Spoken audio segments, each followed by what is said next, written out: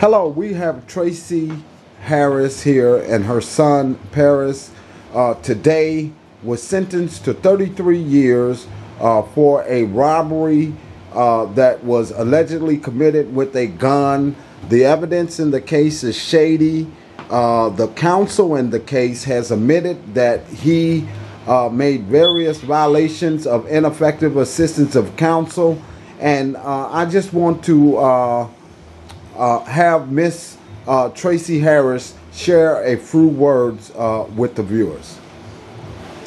My son, Perrence Washington, is a very intelligent, smart, and talented young man. My son has been mistaken for a crime that never puts my son in the place of the crime. There are too many things going on with the situation of my son.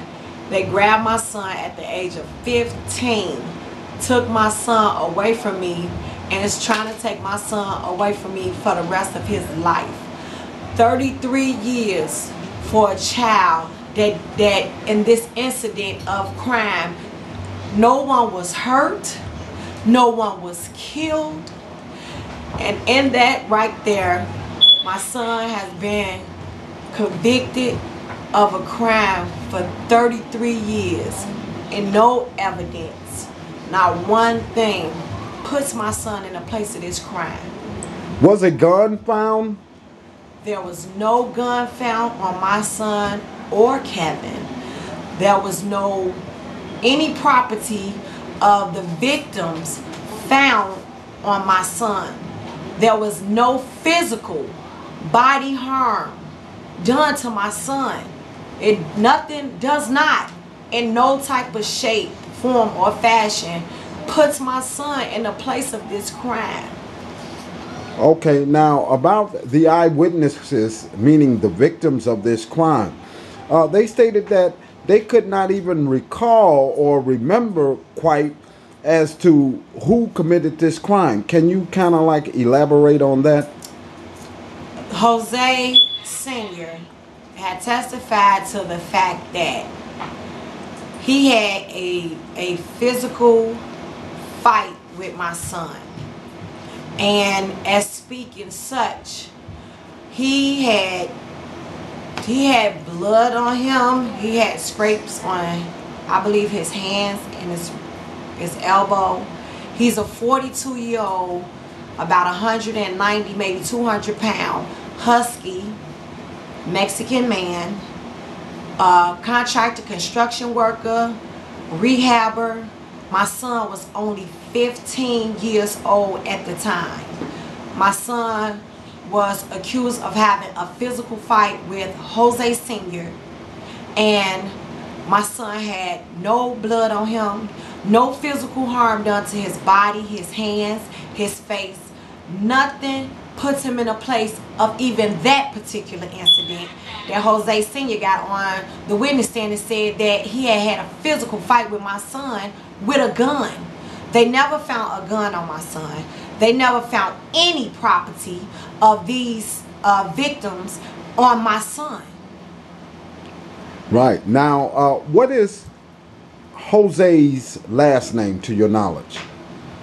I think Jose's last name is Velasquez. And where did this crime occur? It's supposed to occur, I think, 6131 Fairfield. And that is in Chicago, correct? Chicago, Illinois, yes. Okay. And so the judge today, which is the 31st of August, sentenced your son to 33 years. And now an appeal process is taking place. Can you, in say 30 seconds or less, express how you feel, Tracy? I feel hurt. I feel lost. And I feel like somebody robbed me of my son's life. I need my son back in my life. I don't want to go through my life without my son being wrongly convicted and put somewhere where he don't belong. He don't belong there. He does not deserve to be there. He is not who they say he are or who they are trying to make him to be. Thank you, Tracy. And in summing up this, when African Americans are sentenced for the same crimes which Caucasians commit, these African Americans are sentenced to more prison time. And that is something that over the next few weeks, we're going to begin to take a long, hard look at. And that is, why are African Americans sentenced to more prison time, even when there are Caucasians that are accused of the same crime? So thank you, Tracy. And what I will state is that starting September the 15th of this year, those that would like to write Mr. Perrence Washington, and that is spelled with a P, Perrence Washington. Look that up on Illinois inmate Google search. And this will let you know the institution that he's at. And I'm asking for you to become to be a pen pal and begin and mobilize with us as we seek for justice for Mr. Perrence Washington. Thank you, Tracy. Thank you. Bye-bye.